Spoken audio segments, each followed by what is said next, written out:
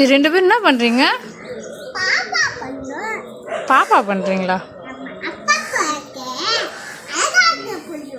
சரி, இலையை எப்படி ஒட்ட வைக்கிறீங்க? உங்களுக்கு எப்படி தெரியும் தண்ணி தொட்டு ஒட்டினா ஒட்டிக்குன்னு?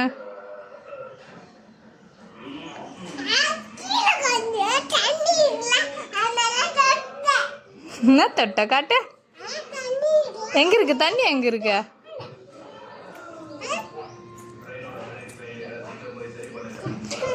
சரி, எப்படி பண்ணணும்னு சொல்லிட்டு தண்ணியில் தொட்டு காட்டுங்க. ம்